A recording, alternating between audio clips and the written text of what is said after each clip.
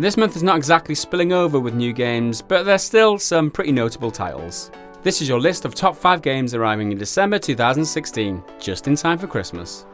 Yes, most of the year may be behind us, and most of the biggest games we'll see this year are already on the shelves, but the games industry still sees enough time to squeeze out a few more games before the year's end.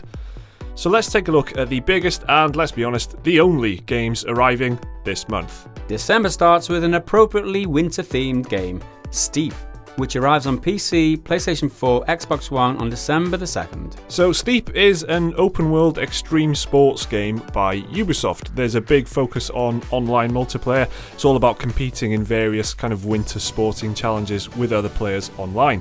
It's set in the Alps, which is actually an open world free for players to explore, which does sound quite awesome to be fair. The game can be played in either first person or third person, and that can be switched instantly at the player's will. And there's 4 main activities available in the game. You can do some skiing, some wingsuit flying, snowboarding, and paragliding. Next up, arriving the same day on December the 2nd, it's Super Mario Maker on the Nintendo 3DS. Super Mario Maker is a side-scrolling platformer and obviously a game creation system, as you can get from the name, by Nintendo, and it was originally made for the Wii U.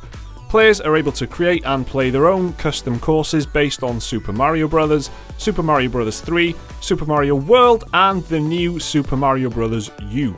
And you can share them online, and over time, new editing tools are unlocked, allowing players to download and play courses designed by other players. The game's arrival on 3DS will be great news to handheld gamers, I'm sure. Next up, Dead Rising 4 arrives on the PC and Xbox One December the 6th.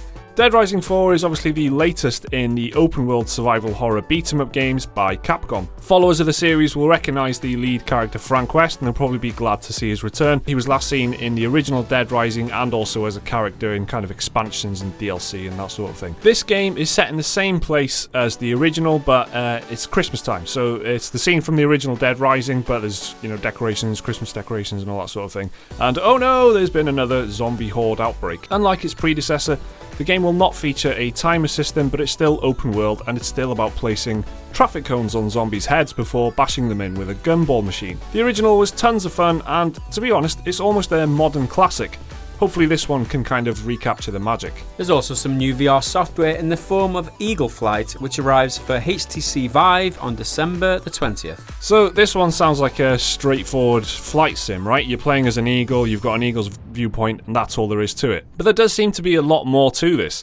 It's set 50 years after humanity's extinction in Paris, and the game tells a story of a post-apocalyptic setting. Players take control of an eagle, and the idea is to travel around the city and defeat rival animals in order to build your nests on 5 different landmarks.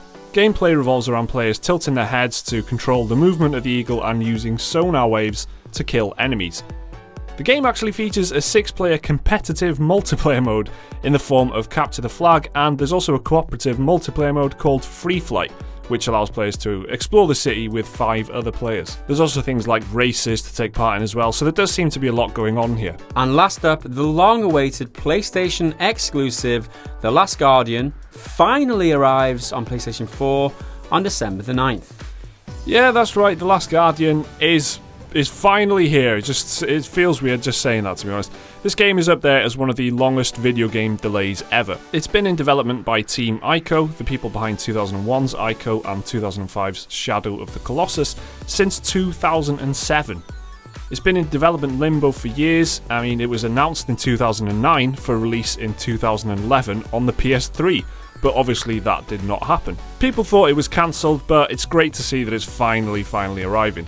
The game shares stylistic, thematic, and gameplay elements with Ico and Shadow of the Colossus, except here you play as a young boy who befriends a giant kind of half-bird, half-mammal creature called Trico, and the two of you work together to evade guards who are chasing you around the game world. It's great to see this finally coming out, and hopefully it will be the game people have waited years for. Ico and Shadow of the Colossus were both really highly regarded games, so let's hope this stays on form. So that's your list for the biggest and best gaming releases arriving just in time for Christmas. Let us know down in the comments what you're thinking of picking up, and remember, like the video if you enjoyed it, and subscribe if you're new around here. Until next time, bye for now. See you around.